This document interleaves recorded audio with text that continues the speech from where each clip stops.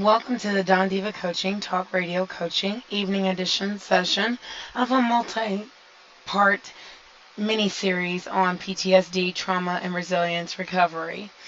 And with the last session, we got into what is resilience, trauma, PTSD, and how that happens. So we're going to get deeper and further into our unpacking sessions of that and really how to have emotional intelligence, resiliency, and recovery mode, and what all goes into it.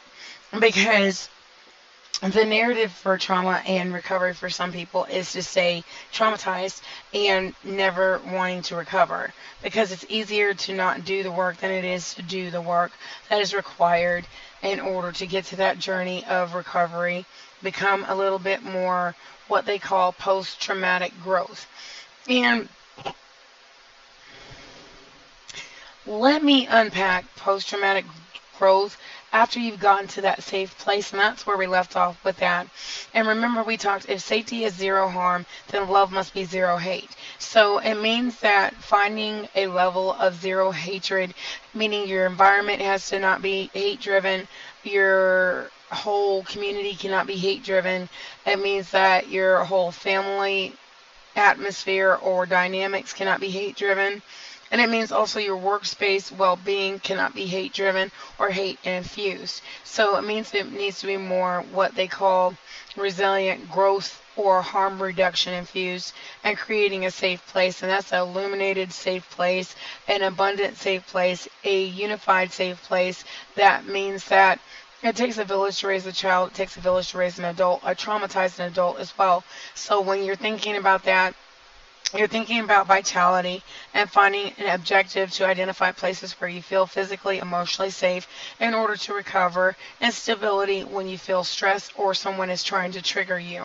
And I found in my recovery, in PTSD and CPTSD and post-traumatic stress from intimate partner violence, the hardest part to that is finding a way to feel safe post-traumatic stress.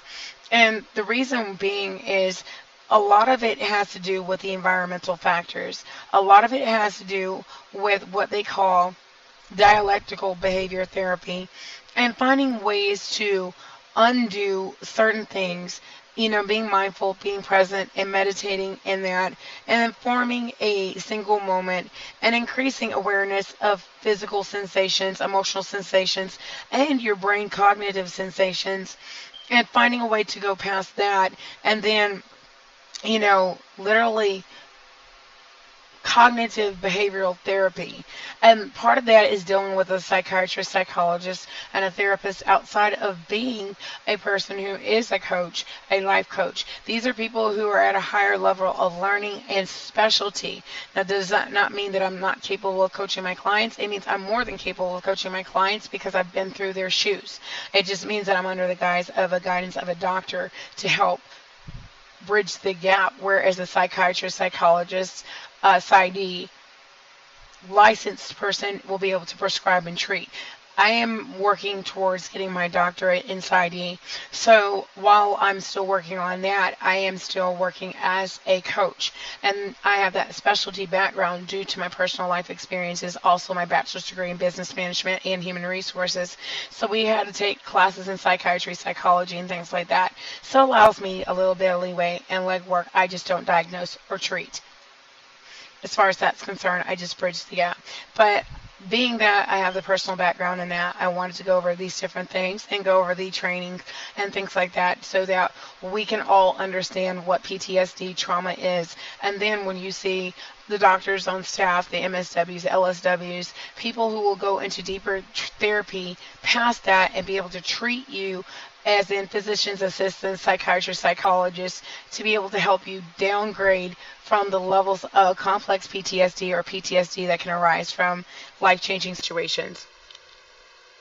And a lot of people seem to think, oh, it won't happen to me. Nothing would ever happen like that. And believe you me, we all say it until it happens.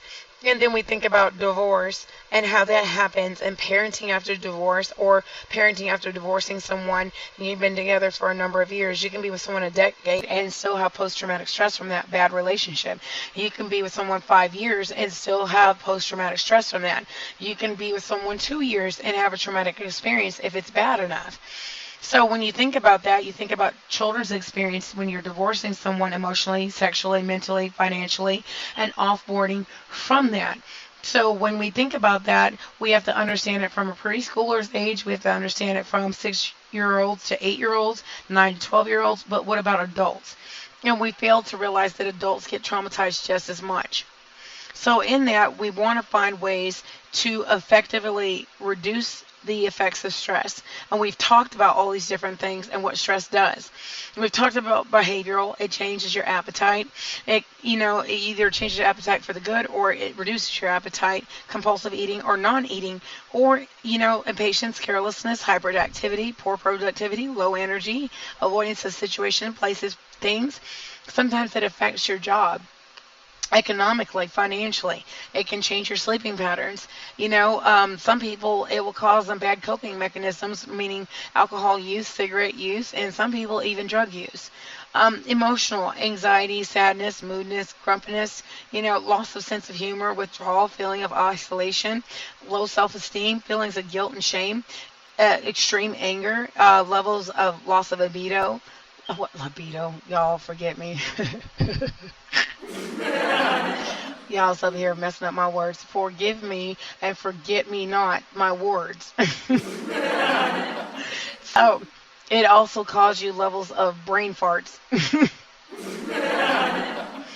So your thoughts and perception of what you're thinking, how you're moving in your thoughts. And then on top of that, it will cause you to have muddled thinking. It will also cause you strokes. It will cause you actually heart attacks. And it will cause you, even if you're having environmental terrorism, overheating of your house, AC unit tampering.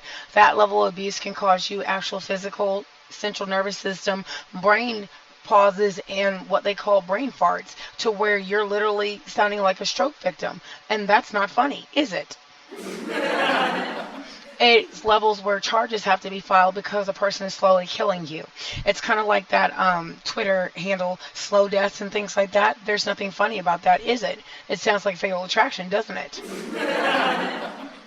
So when you're thinking about that, you have to get someone involved in those type of situations, because you're dealing with a person who is deranged, 1, someone who is capable of killing, 2, and then you're dealing with someone who is sadistic, psychotic, and willing to harm you. And at that point, you have to scream. And then that person has to be, at that point, intervene with law enforcement, judges, lawyers, and things like that. And then finish him. Because you know that that person is becoming deadly, homicidal, or causing levels of discomfort and doing things to you to cause that level of pentameter of issues with your brain function, your bodily function, physical torment, emotional torment, psychological warfare, emotional upset and uproar. I'm dealing with people in high places that happened to me. They have cost me business, they've cost me branding, they have cost me dang near my life and my health, and it's taken a long time to repair that. And with that, there have to be charges being assessed. There have to be levels and depths of warrants for people's arrest, even intimate partner violence and familial violence, because it became a level of emotional detriment and torment. And that's when a person knowingly knows that they're hurting you and harming you and causing levels of hurt and pain and suffering. When somebody willingly cuts you with razors, or willingly does things to your body, overheats your house, steams you alive in your house by tampering your AC unit, does it weeks on end, does all kind of psychopathy, scrapes your pedals down to the metal, and actually sits there and taunts you in your face that they've done this, or they've used you for a punchline and did things like that, there's a level of psychopathy there. But that's where we were talking about the effects of stress and what PTSD and trauma does. And some people get off on it. So then we talk about bullying and things like that happen with PTSD and trauma, because some bullies actually get off on that because they feel the need to hurt and harm, and they're absolutely garnering attention by being enabling. It's kind of like the Wicked Witch of the West. when you have flying monkeys who will sit around and fly around and keep up the narc's foolishness or the psychopath's foolishness, like the fatal affair, fatal attraction, fatal obsession type person who's inclined to toxicity to the levels that I've had. So imagine someone having to recover from years of having aneurysms, having strokes, and dang near heart attacks from being poisoned. You have to think about what trauma comes from that. You have to think about people in high places who abuse their power and were willing to go that far. So I wanted to read a poem. Every day it happens. And this is by Kathleen. Every time I speak, another person hates me. Every time I answer, I must forgive again. Every time I listen, I suppress my angry comments. Every time I hear them, I brush away the tears. Every time I go, I see nameless victims. I am a nameless victim. Then on top of that, everywhere I go, I hide. They find me once again. And when you think of that, what does that say to you? What does that say to you about someone who's willing to continue to cause a level of upset, cause a level of distraction or uproar, or a feeling of complete levels of animosity and hostility, or elicit a level of provoking and gaslighting to the point that you no longer want to be around them, or you find them revolting, or you find them a nuisance, because that's exactly what they're trying to do, elicit a level of animosity and response. And in that, let me finish what Kathleen was written. Every time they see me, I put on a happy face. Every time they leave me, the tears roll down my cheeks. Every night I am sleeping, I dream of faceless horrors. Every day I'm living, I wish I were not here. So when you think about that, that was from the Writer's Circle, and it's a poem about bullying. So when you think about PTSD, there are a lot of bullies in PTSD recovery journey, because as we were speaking of the last session, there are some people who do not want you to grow. There are some people who do not want you to recover. And as we were talking about codependency, and what that means. It means that there's some people who want you to be codependent and dependent on them because it makes them feel like a martyr, a saint, like they did something for you so they can remind you about it 10, 15 years later. Remember when I picked you up when you can think straight? Remember when I helped you up? And remember, but they're failing to tell everybody, remember when I drove the knife in your back? Remember when I cut you down behind your back? Remember when I recruited people to sit there and humiliate and shame you? Remember when I damaged your brand? Remember I humiliated you online, offline? Remember I recruited other people in your community to terrorize you? But they fail to go and put that part out there, but they're willing to say, oh, I was there as Captain Save It. And that's where you have to look at codependency, and if someone's trying to make you codependent versus you being naturally codependent.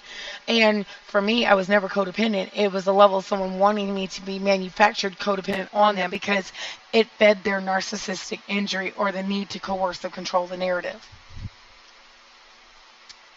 So when you think about that, you think about how a person will control the narrative by hazing, harassment, drama, conflict, teasing, picking on, calling you names, and rumors, isolation, demeaning, making threats, practical jokes that are really at the point of abuse, or levels of vicious cruelty, terrorizing, posing a threat to your safety, sanity, welfare, well-being, on and off the job, levels of sarcasm that are construed as toxic shame, toxic humiliation, hate speech towards you to the point that you respond the same way, hitting or intimidation factors. Those are all coercive control factors that people do when they're abusive and psychotic, or what they call cluster B personality, APD, MPD. Those type of people do not want you to be in a recovery mode or PTSD mode of ever trying to get to a point of healing, because they like the way you are when you're frazzled, upset, or not coordinated in your thought process and things like that. Those type of people get recruited to do online flying monkey targeting, cyber bait, cyber provoke, cyber stealth, all that kind of stuff, catfishing, kind of like I was explaining Tina Lawson did, and I was pulled into a chat room and they explained that she did this. And then when you think about those type of people, those type of despicable psychopaths, psychophants want to keep their position in life while abusing others. And that's when they pull in other people who are narcs by proxy, what they call flying monkeys, who get off on doing things like that, and they find it funny to go and humiliate, torment, provoke, and gaslight as long as they're not outed. Then they become more angry because they've elicited a level of crossing the line things. They've done things that they know that if it was them in your shoes, they would not allow, or they would be wanting to prosecute someone or press the charges on. But when it's you being done that way, They can't see it for you to feel justified to want justice, but they'll facilitate every bit of injustice or invalidation for your real life genuine animosity and hostility of what they created for you. And that's what I meant by traumatic events or things that happen or near death experiences that they facilitated or created in order to control the narrative. So when we're talking about cyberbullying, we're talking about emotional damage, verbal abuse, hazing, or physical abuse, gossiping, or things like that.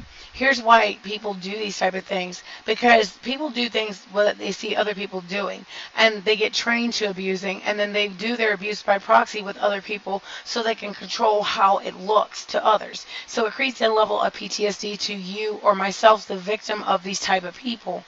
And then because people want to feel smarter or superior to you as a person, it makes them feel stronger by bullying someone or recruiting others to bully someone they deem as stronger than them or above them, or put them on a pedestal that person never was on in that person's mind. But to the person who's targeting you, they want to be above you or make you feel less than who you are. And that is something in of itself that causes a level of PTSD for the target, because the target's like, what is your problem? And that's the same thing with a bad marriage or a spouse who's incorrigible, insufferable, cruel, vicious, cruelty inclined, or a toxic person. And that's why I went over those things in that nomenclature of the first session about that, and why there are grounds for divorce, and why, and other sessions previously before, why some people should file for divorce, because of the levels of revolting behaviors or repeat misconduct that can make anybody in a right good mind say, I'm not staying married to you. I can't stomach the sight of you. I can't stomach the idea that you did this. So when you think about that, when you're dealing with a bad marriage and vicious cruelty in divorce, or if you're divorcing someone from a relationship with common law, long time being with that person, the same factors go in the same pentameter. And a lot of people join in the cruelty because they either, like I said, the last session, benefit from this, and then they benefit from the levels of torment, provoke, and gaslight because they're being rewarded by the other party who's eliciting the levels of physical, mental, emotional abuse, technology abuse, coercive control, or psychotic behaviors that are unbecoming to anybody in their right, good, sane mind. So the insanity is hard to process for the person who's being the target of the insanity, or the levels of coercive control, or active levels of civilian terrorism. And when you go and look at the Patriot Act of 2001, where it's Section 806, there's levels of reparations or restitution that has to be done when it becomes a level of extreme terrorism, or levels like in Article 3 of the Human Rights Act, you have no right to torture someone or inhuman treat someone in the manner to torture them, batter them, abuse them, or do anything to the manner of mental cruelty, psychological cruelty, or emotional torment, or physical torment, or anything to the nature that they have to feel apprehensive or fear of their life, death, dismemberment, life or limb, or endangerment to a minor or themselves or anyone else adjacent attached to them. And then another thing I wanted to unpack is how PTSD can affect a whole family. And the reason I wanted to go into this part of it before we go into the safe place is that in the recovery, your family has to be part of that safe place if you have a healthy family dynamic and function. If you do not, then family is exited out of that equation. Because how PTSD affects a family or post-traumatic stress is if the situation involves your family and involves a level of stress to your family, involves a level of stress to your sibling, involves a level of stress to your children, involves a level of stress to your other family members that are adjacent, either if it's paternal or external paternal, or if it's other things that cause levels of safety controls or safety and environment being compromised due to outside mitigating factors of another party who is not considered family, or if you are divorcing, they have been indoctrinated to your family, but they're causing conflict to the immediate family or adjacent families, paternal or maternal. So when you're talking about those complex multi-perpetrator violence-infused situations, kind of like what I was explaining before in session 1, and we're on session 2, is that there's a nomenclature of people don't understand multi-perpetrator violence and how that affects the safe place. So let's go into what is a safe place and how to do that. Because there's nothing worse than feeling like you're unsafe in an environment that you consider home. So when you're dealing with that kind of nomenclature, that puts another layer of sauce on a regular divorcing of a person, sexually, mentally, financially, business wise, and all means necessary that are required in divorce. Asset division management, land division management, all these different things like that. It puts a level of danger in there, and then it puts a layer of animosity and hostility in there, and then you're adding a layer of PTSD. So what do you have? A level of dialectical breakdown, you have a level of cognitive behavioral breakdown, and then you have a layer of post-traumatic stress from all of that, and then miscommunications. A lot of people want to call it a misunderstanding. A misunderstanding is minor things that don't create a level of traumatic syndrome or feelings of complete total levels of no control in your environment or the variables that are surrounding the situation. So when we're talking about a safe place, occasionally the world can be dangerous, risky, perilous, hazardous, and you might feel unsafe. Safe can be defined as being free from harm and hurt. Feeling safe means you do not anticipate harm or hurt emotionally or physically. The zero harm world doesn't exist, and that's where I want everybody who is listening to this to be reasonable. You do not live in a perfect world. Again, you do not live in a perfect world, so let that delusion of grandeur go. Because when you start to think that your world is perfect and there's nothing that goes wrong in this world, you have lost your ever-loving mind.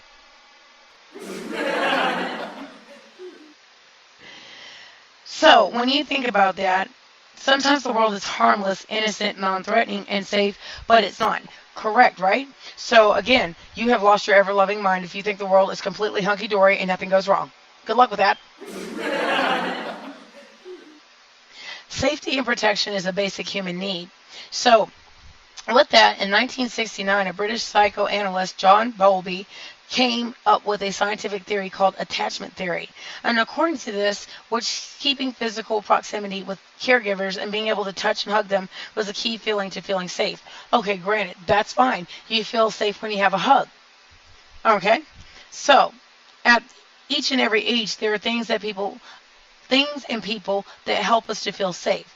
But when we are very young, it might be a pacifier, a special blankie, sucking our thumb, a stuffed toy, a loving caregiver, a kind word, a smile, a hug, the act of rocking back and forth, or even having an imaginary friend who comes to you when you feel unsafe and protects you. So it's different as you get older. You don't have your blankie, you don't get to suck your thumb, you don't get to go rock back and forth unless you're nuts. The world is nuts. So as we get older, feelings of safety come from a friendly voice, a telephone call, a comfy pillow, a special meal, friends, clubs, a special location, spiritual beliefs, or books. We also seek safety through an overabundance of food, maybe alcohol, or maybe even some people, it might be drugs. I don't do it.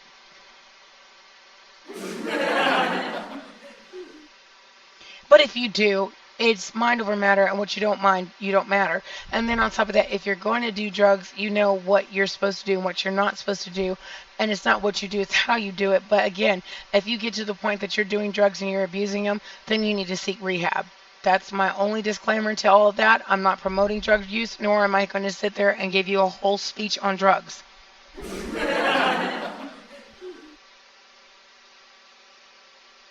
Although these give us an illusion of help, they're actually making things worse. So, when trauma strikes, that sense of safety and trust is the first to suffer. Several emotions often appear during traumatic events. You feel unsafe, you feel scared and anxious, and your body might just freeze. So that's where we talk about fight, flight, freeze. And in post-traumatic stress, we all become more in the fight, flight, freeze, and we begin to just freeze all the time, and we stay in fight or flight 24 hours, 7 days a week, and we never offboard from it.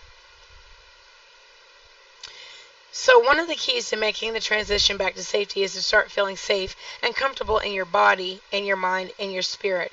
And having a safe place is one of the most important things you need in order to work through your trauma. So if you already have a place, great. If not, you will learn how to create and find one. It might be closer than you think. And a lot of times it's within ourselves. We have to unpack our trauma and address the uncomfortable feelings or uncomfortable emotions that come along with it.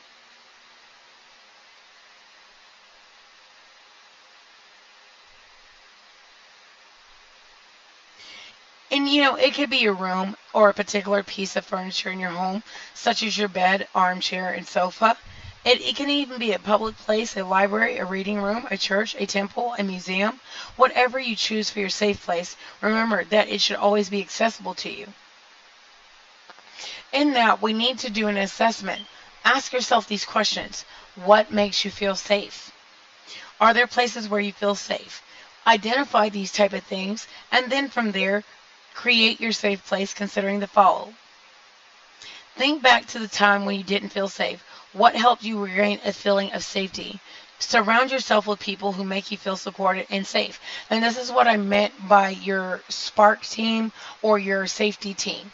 And that is reducing your risk team, is what I like to call it. So basically, you're mitigating the risk, you're reducing the risk, and if your risk are some of those people, then remove them. So then on top of that, keep your boundaries. For instance, in keeping your boundaries, you can say, no, you cannot hurt me, hit me, or abuse me, or emotionally torment me, or psychologically abuse me. Keep your personal boundaries to no, you cannot talk to me like that, treat me that way, or do that to me. Identify the information that you see, touch, smell, hear, and taste. Add that sensation to the ones coming inside your body. Be aware of your somatic ego or your personal sense of body sensations. And that will be your body ego. So you've got to add in an ego. So you want to be able to become more mindful, present, and aware of what you're feeling and how you react whenever you're triggered or upset or feeling unsafe. It's easier said than done because trauma and PTSD don't work cookie cutter. They literally are a whole animal in of itself, and it means it's practice makes perfect. You're not going to get your first attempt at safety mechanisms and safety controls and self-care and mindfulness all together in one day. Again, like I said the last session, your trauma PTSD didn't come in one day, then how do you expect it to be overnight?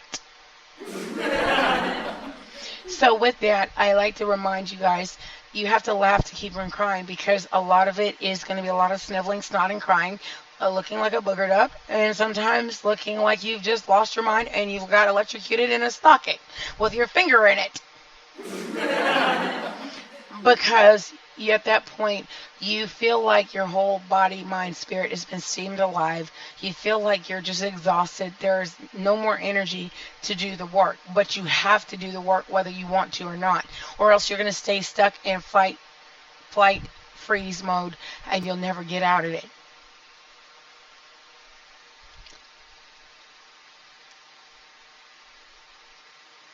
So in that, look around and find out what helps other people. Observe children who have experienced trauma. Observe adults who've experienced trauma. Find out how they get a sense of safety from things, people, or places we might not even think about. Be a safe person to somebody else. Find an older person in your building or in your surroundings and sit down with a cup of soup. Talk. You've got to find your trauma narrative. Here's why. If you don't get your trauma narrative together and figure out how best to help yourself, you cannot ever figure out what direction of your mind map is going to work and what direction you want your journey to be. You're in the driver's seat of your journey. You're in the driver's seat of your recovery. But also when you go to see your therapist, psychiatrist, psychologist, you need to be able to talk to them about your narrative of what's happened to you versus what you want to happen to you and where you want to go at the end point and goal. If you don't know, how is your therapist going to know? Because it's going to be like pulling teeth and trying to figure out, sir, ma'am, how can I help you today? Where are we going with your trauma narrative? And as a therapist and a life coach, it is something that a therapist who's in that specialty of trauma PTSD and in a doctor will have to say to you in the same nomenclature, or specialty as a specialist as a doctor who has those CEUs will have to be able to use the SOAP method and be able to look at things subjectively, objectively, apply, and then plan what's going to happen to you. and then find a way to bridge the gap with someone like me when you're sitting in my office and we're figuring out your plan of care day by day, week by week, and figuring out how we plot your journey and you're overcoming and becoming less traumatized but becoming more trauma informed, and figuring out your recovery process week by week, month by month, year by year, until you become a little bit more stabilized. And if you need to see someone like me as a continued gap over the years and seeing your doctor once a year, or 2 times or 3 times a year, whatever your plan of care is set forth, you're able to go through your PTSD recovery plan and treatment plans, whether you're taking medicine, whether you're not, or if you're doing holistic, if you're doing herbal, whatever's going to work for you, but as long as you're in that driver's seat of that recovery. And speaking as a patient of that and having been through that, the best way to go through your scarred period of being emotionally scarred, mentally scarred, physically scarred, is to unpack it, take it day by day, one day at a time, or else you're going to end up screaming like a whole banshee. I don't think you want to do that with a spouse. I don't think you want to do that in a dating situation. So that's why they tell you it's always best to, if you're going to be with someone or post dating in that, and we'll go into that in some sessions later about how to date post PTSD and CPTSD and how to navigate that barrel of monkeys there and figure out how that works with your therapy and therapist, psychiatrist, psychologist, and finding a safe zone and dating. And that's why we're going through all of this here. So again, you need to find ways to feel gratitude. Remember, being grateful. Gratitude is a healthy emotion to help keep us safe. Gratitude can help us integrate negative with positive experiences, and then getting grounded and centered. Then put your favorite pajamas on, grab a blanket, pillow, and spend a day watching your favorite TV shows, finding a way to peacefully get from unrest or a state of constant provocation, upset, and distress, and distract yourself from that so you can have some downtime from fight, flight mode, constant war mode. And this is why I liken it to combat stress, except for you're on civilian mode, whether you're male or female or in between, whether you're LGBTQIA. Post-traumatic stress goes and does the same thing to anybody, no matter what it is, no matter your religion, no matter your sex, no matter what you identify with or as in gender. Then allow yourself time to grieve and cry until you can reach some level of safety or safe mode. It's kind of like just like when you have like an application like Outlook and you know how it crashes and then you got to go into safe mode. It's the same thing for you to restart and get yourself booted back up to a normal level of safety mentally, emotionally, and physically without the physical reactions of ire and upset and hostility, or like technology abuse when you're dealing with someone who's got an IT background and willing to sit there and provoke and gaslight you every 5 minutes. Then you have to find a way to not elicit the levels of ire, upset, and animosity. You just have to find a way to say, you know what, today I'm not dealing with this. How about this? I'm going to just take some downtime away from this, and I'm not dealing with this right now. Because if you're not capable of unpacking it healthily, then you need not deal with it. Then, if you feel like escaping, running away, don't do that. Do it in a controlled and rational way. Respect your natural escape reaction. That is that whole flight or fight mode. And that is where you have to find a way for you to figure out how to survive the post-traumatic stress of things after the situation ends. So in that, we'll find a way for it to work itself out. And that's the end of the show for today, and we'll go into the second section.